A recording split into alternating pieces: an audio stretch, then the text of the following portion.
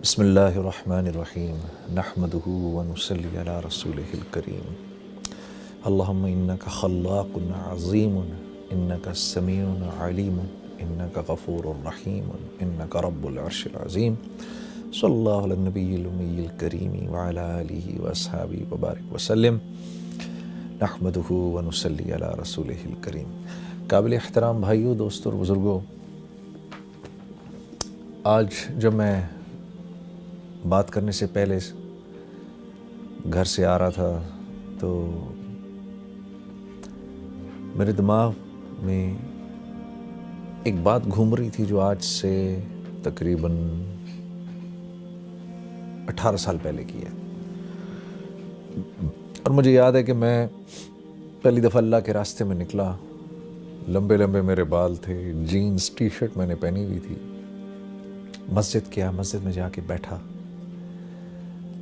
اور اس وقت عشاء کے بعد کا ٹائم تھا، مسجد میں کوئی تھا نہیں، لوگ جا چکے تھے، اکا دکا لوگ تھے۔ تو ایسے میں نے قرآن پکڑا، قرآن پکڑ کے ہی میں نے کھولا بڑے عرصے بعد،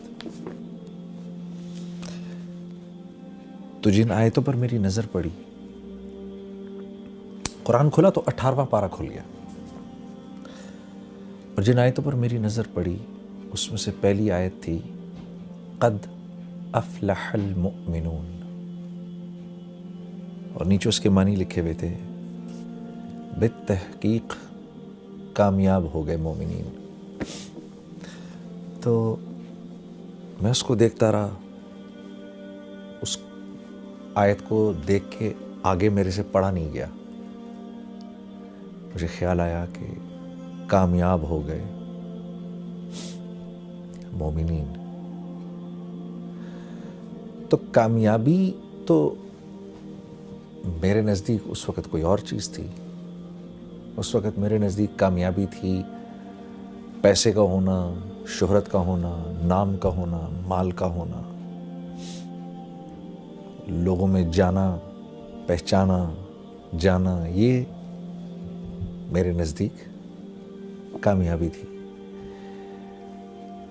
لیکن مجھے اس بات کا بھی احساس تھا کہ یہ اللہ کا کلام ہے، اور کچھ تھوڑا بہت میرا وقت کیونکہ لگ چکا تھا تو مجھے اس بات کا احساس ہو گیا تھا کہ اصل کامیابی تو وہ ہے جو اللہ کے ہاں کامیابی ہے، اصل کامیابی وہ نہیں ہے جس کو میں کامیابی کہوں۔ یہ بات بھی ذرا سمجھنے کی ہے۔ اللہ جس کو کہے وہ کامیاب ہے، اس کی کیا وجہ ہے؟ اس کی وجہ ایسے سمجھاتے ہیں علماء کرام، یہ اتنی کائنات ہے نا جو ہمیں آپ کو نظر آتی ہے، یہ ساری کی ساری اللہ نے انسان کے لیے بنائی ہے، اور انسان کو اللہ نے اپنے لیے بنایا ہے۔ اب اس کائنات میں جو چیز میری ضرورت کی ہے وہ میرے لیے جتنی ضروری ہے نا، اس کی اتنی ہی اونچی قیمت ہے۔ اگر گاڑی انسان کی ضروریات کو پورا کرتی ہے تو اس گاڑی کی قیمت ہے، اور وہ قیمت کس نے لگائی ہے؟ انسانوں نے۔ کیوں؟ کیونکہ گاڑی انسان کی ضروریات کو پورا کرنے کے لیے ہے، انسان گاڑی کے لیے نہیں بنایا گیا، گاڑی انسان کے لیے بنائی گئی ہے۔ تو یہ گاڑی جب تک اس کی ضروریات کو پورا کر رہی ہے اس وقت تک اس کی قیمت ہے۔ جس دن یہ انسان کی ضروریات کو پورا کرنا بند کر دے گی اور اس کی جگہ کوئی اور چیز اس سے بہتر ضرورت پورا کرے گی تو یہ سڑک پہ چلنے والی تمام گاڑیاں لوہے کے بھاؤ بکیں گی، یہ اپنی قیمت چھوڑ دیں گی۔ کیوں؟ اب انسان کے ہیں ان کی کوئی قیمت نہیں۔ تو یہ جتنی کائنات ہے اس کی ہر چیز کو اللہ نے انسان کے لیے بنایا ہے۔ پھل، سبزیاں، یہ بہتے جھرنے، یہ دریا، یہ ہوائیں، یہ بدلتے موسم، یہ سب انسان کے لیے ہے، اس کو سکھ پہنچانے کے لیے ہے۔ اور اس کائنات میں جو کچھ ہے وہ جتنی انسان کی ضرورت کو پورا کر رہا ہے اتنا ہی قیمتی ہے، اور جو انسان کی ضرورت کو پورا نہیں کر رہا وہ اتنا ہی بے قیمت ہے۔ کیوں؟ کائنات انسان کے لیے بنی ہے۔ اسی طرح کیونکہ انسان اللہ کے لیے بنا ہے تو انسان کی قیمت بھی اللہ ہی لگاتے ہیں، انسان خود اپنی قیمت نہیں لگا سکتا۔ بڑے بڑے بادشاہ آئے، بڑے بڑے کر و فر کے ساتھ آئے۔ فرعون نے تو اپنے آپ کو آ کر کہا انا ربکم الاعلی، میں تو بہت بڑا رب ہوں، کہتا پھرے، کیونکہ اللہ کے ہاں بے قیمت ہے تو دنیا سے تو مرنے سے پہلے ہی اللہ نے اس کو بے قیمت کر دیا، اور مارنے کے بعد اللہ نے اس کو پرزرو کر دیا اور آنے والی نسلوں کے لیے عبرت کا نشان بنا دیا۔ کیوں؟ کیونکہ یہ اللہ کے ہاں بے قیمت تھا، اب یہ قیامت تک بے قیمت رہے گا۔ کوئی اپنے آپ کو کچھ بھی سمجھتا پھرے؟ جو اللہ کے ہاں قیمتی ہے وہ دراصل قیمتی ہے۔ کیوں؟ کیونکہ انسان بنا اللہ کے لیے ہے۔ وَمَا خَلَقْتُ الْجِنَّ وَالْإِنسَ إِلَّا لِيَعْبُدُونَ، ہم نے جن و انس کو بنایا ہی اس لیے ہے کہ یہ ہمارے بن کے رہیں۔ اللہ، جیسے ہم کہتے ہیں نا لا الہ الا اللہ، نہیں کوئی معبود سوائے اللہ کے، ہو ہی نہیں سکتا۔ بالکل اسی طریقے سے نہیں بنایا ہم نے جن و انس کو سوائے اس کے لیعبدون، کہ میری عبادت کریں، میرے بن کے رہیں۔ انسان بنا اللہ کے ہاں ہے، اللہ کے لیے ہے، انسان اللہ کے لیے بنا ہے، اس لیے اس کی قیمت بھی اللہ ہی لگاتے ہیں۔ تو جب میں نے پڑھا نا قد افلح المؤمنون، کامیاب ہو گئے مومنین، تو مجھے تھوڑی دیر کے لیے لگا جنید تو اپنے آپ کو کتنا کامیاب سمجھتا ہے، اپنے آپ کو کتنا بڑا سٹار سمجھتا ہے، چیک تو کر، کیا تو واقعی ان کامیاب لوگوں میں سے ہے؟ کیا تو واقعی اتنا کامیاب ہے جتنا کامیاب تو اپنے آپ کو سمجھتا ہے؟ تو میں نے ان اگلی 10 آیتوں کو پڑھنا شروع کیا کہ یہ آیتیں کیا کہہ رہی ہیں۔ قد افلح المؤمنون، بالتحقیق مومنین کامیاب ہو گئے۔ اب یہ مومنین ہیں کون؟ یہ تو دیکھیں۔ تو ان کی پہلی صفت کیا ہے؟ الذین هم فی صلاتهم خاشعون، جب نماز میں کھڑے ہوتے ہیں، اللہ اکبر، جب نماز میں کھڑے ہوتے ہیں تو ساری کائنات کو بھول جاتے ہیں۔ جب کہتے ہیں نا اللہ اکبر، علماء کرام فرماتے ہیں جب ہم یوں کرتے ہیں نا اللہ اکبر، تو ہم دراصل پوری ہمارے کرنے کا مطلب یہ ہوتا ہے اللہ کا جتنا ما سوا ہے اب چلا جائے پیچھے، ہمارا اس سے فی الحال کوئی واسطہ نہیں، کیونکہ ہم بادشاہوں کے بادشاہ، ہم اپنے خالق، اپنے مالک، اپنے اس رب کے سامنے کھڑے ہونے لگے ہیں جو وحدہ لا شریک ہے، جو واحد ہی نہیں ہے، وہ احد ہے۔ واحد ایک کو کہتے ہیں، احد اس کو کہتے ہیں جو ایک بھی ہو اور جس جیسا دوسرا ہو ہی نہیں سکتا۔ اس لیے اللہ رب العزت نے ہمارے نبی صلی اللہ علیہ وسلم سے فرمایا، میرے نبی یہ آپ سے پوچھتے ہیں آپ کا رب کیا ہے، کون ہے؟ آپ فرمائیے قل هو اللہ احد۔ تمہارے اتنے دماغ ہیں ہی نہیں کہ تمہیں اللہ رب العزت شرح صدر ہوں کہ اللہ ہیں کیسے۔ اللہ احد ہیں، اللہ جیسا دوسرا کوئی ہے ہی نہیں۔ تو جب ہم یوں کرتے ہیں نا اللہ اکبر، تو ہم اس احد ذات کے سامنے جا کر کھڑے ہو گئے ہیں جس جیسا کوئی دوسرا ہے ہی نہیں۔ کیوں؟ وہ اکیلا خالق ہے، اس جیسا کوئی خالق ہے ہی نہیں، ہو ہی نہیں سکتا اس کے، بلکہ اس جیسا کوئی خالق تو کیا کہنا، اس کے سوا کوئی تخلیق دے ہی نہیں سکتا۔ انسان ایجادات کرتا ہے۔ ایک صاحب نے مجھ سے کہا کہ بھائی دیکھیں نا یہ کاغذ تو ہم نے بنایا، انسان نے بنایا، گاڑیاں ہم نے بنائی ہیں۔ میں نے کہا ایک منٹ، انسان جب کسی چیز کو تخلیق دیتا ہے نا تو اس میں 4 پروسیسز ہوتے ہیں۔ انسان کی تخلیق میں 4 پروسیسز ہیں، جن میں سے 1 2 3 اللہ کے ہیں، 1 انسان کا ہے۔ اللہ کے 3 پروسیسز کیا ہیں؟ جو چیز انسان نے تخلیق کی ہے اس کے انگریڈینٹس کا بنانے والا ایک اکیلا اللہ ہے. پہلی بات یہ. دوسری بات یہ، ان انگریڈینٹس کی جو کوالٹیز اور جو پراپرٹیز ہیں، ان میں پانی کا پیاس بجھانا، لوہے کا سخت ہونا، لکڑی کا ہونا،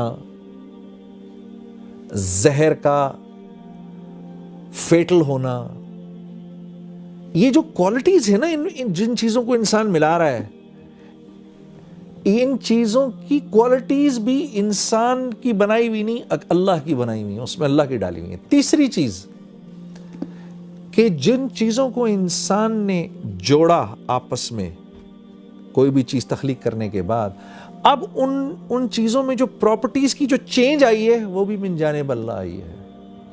چوتھی چیز انسان کی چیزوں کو ملانا. تو انسان تو چیزوں کو جوڑتا ہے، ایلوائز کو ملا دیتا ہے، ایک سرٹن والیوم، پریشر اور ٹیمپریچر سے انسان اللہ کے جو بنائے ہوئے ایلیمنٹس ہیں ان کو ہیٹ کرتا ہے.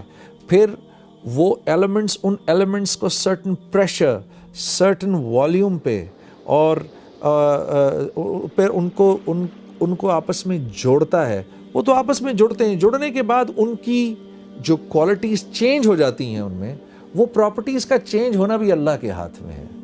تو انسان خالق نہیں ہے. اللہ کے آگے، اللہ کے سوا کوئی چیز، کوئی تخلیق کر نہیں سکتا. تو جب اتنے بڑے رب کے سامنے میں کھڑا ہوا ہوں، میرا دماغ ادھر ادھر جائے، اللہ فرماتے ہیں جو کامیاب لوگ ہیں، جب وہ میرے سامنے کھڑے ہوتے ہیں، successful people, when they stand in front of me, they forget everything around them. اپنے ارد گرد کی ہر چیز کو بھول کے ایسے کھڑے ہوتے ہیں نماز میں. جب یہ علماء کرام فرماتے ہیں، جب یہ آیت اتری تو اللہ کے نبی صلی اللہ علیہ وسلم، یہ تو عربی زبان میں تھی، صحابہ کرام کے پوچھنے پر جب آپ نے صحابہ کو سمجھایا کہ اس سے مراد کیا ہے، ہاتھ باندھ کے، نظر نیچی، دل کا پیالہ خالی، اس میں سوائے اللہ کی محبت کے کچھ نہ ہو، نماز پڑھنے کو دل کر رہا ہو، ایک بڑے بادشاہ کے سامنے کھڑے ہونے کی کیفیت ہو، خالق و مالک اپنے محسن کے سامنے کھڑے ہونے کی ایک کیفیت ہو، اس کیفیت سے کھڑا ہونا خشوع خضوع ہے. تو صحابہ کرام پہلے تو نماز سے پہلے آسمان کی طرف دیکھ لیا کرتے تھے، اس کے بعد وہ اپنی نظریں نیچی گاڑ کے رکھتے تھے. حضرت ابوبکر صدیق رضی اللہ تعالیٰ عنہ کے بارے میں تو آتا ہے کہ جب آپ نماز میں کھڑے ہوتے تھے تو ایسے کھڑے ہوتے تھے جیسے کوئی ایک لکڑی کی شاخ زمین میں گاڑ دی گئی ہو. اس ادب و احترام سے نماز میں کھڑے ہوا کرتے تھے. تو الذین هم فی صلاتهم خاشعون، صحابہ کرام کا یہ شعار تھا. اس کے بعد کہ جیسے اللہ کے نبی صلی اللہ علیہ وسلم فرماتے تھے نا کہ میری آنکھوں کی ٹھنڈک نماز میں ہے، تو صحابہ کرام بھی اپنے دل کے پیالے کو خالی کر کے نماز میں کھڑے ہوا کرتے تھے.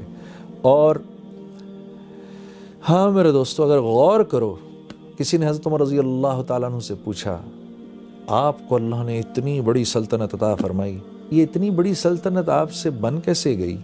تو فرمایا، عربی کا جملہ تھا، مجھے تو یاد نہیں، لیکن اس کا مفہوم یہ تھا کہ دن ہم گھوڑے کی پیٹھ پر گزارتے تھے اور رات جانماز پر گزارتے تھے. اس طرح اللہ نے ہم کو یہ سارا کا سارا عالم عطا فرمایا. اور مسلمان کے ہیں بھی یہی 2 کام، حرکت میں رہنا، متحرک رہنا، اللہ کے دین کے لیے دور دور تک جانا اپنے اوقات کو فارغ کر کے، اور لوگوں تک اللہ کی بات کو پہنچانا، اللہ کی تعریف کرنا، اس کے نبی کی تعریف کرنا.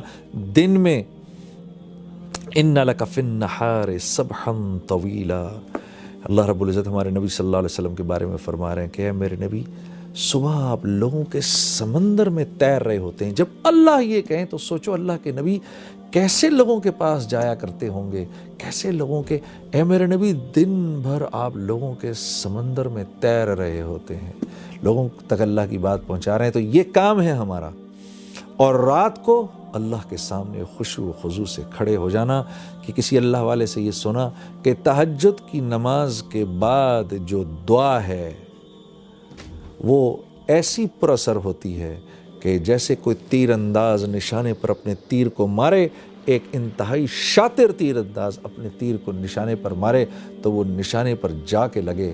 ایسی ہی دعا اللہ کے ہاں قبول ہوتی ہے رات کو. میرے عزیز دوستو، کیونکہ ہم اللہ کو ویسا سمجھتے نہیں جیسی اللہ کی ذات ہے، وما قدر اللہ حق قدرہ والارض جمیعا، ہم کیونکہ اللہ کی قدر ویسی کرتے نہیں، اللہ خود فرما رہے قرآن میں، تو اس وجہ سے اللہ سے ویسا تعلق بنتا نہیں. جب اللہ سے ویسا تعلق بنتا نہیں تو پھر ہم اپنی ضروریات، کیونکہ ہم اللہ سے ایسا تعلق بناتے نہیں، اس لیے میرے دوستوں دل اللہ کی ذات کا تاثر بھی نہیں لیتا. اور انسان کی ہر ضرورت اللہ سے جڑی ہوئی ہے.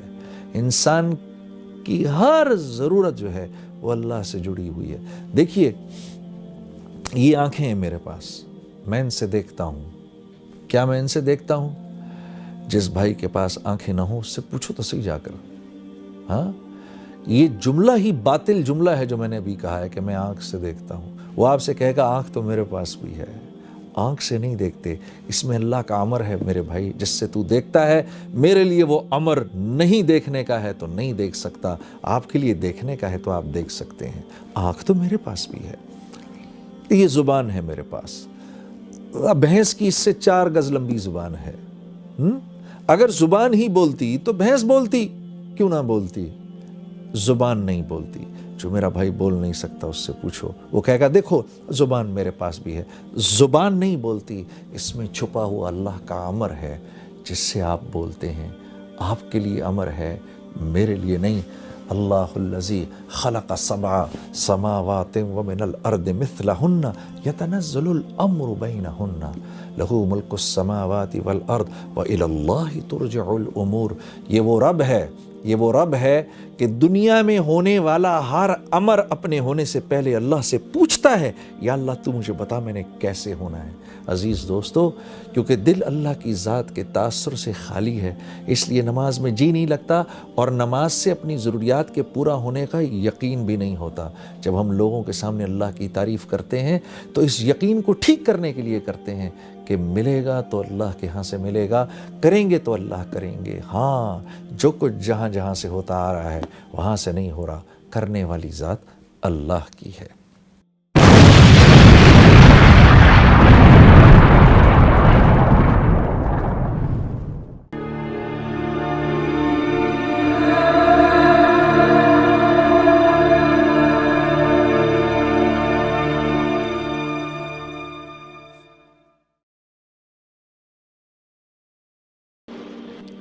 Iblis was expelled out of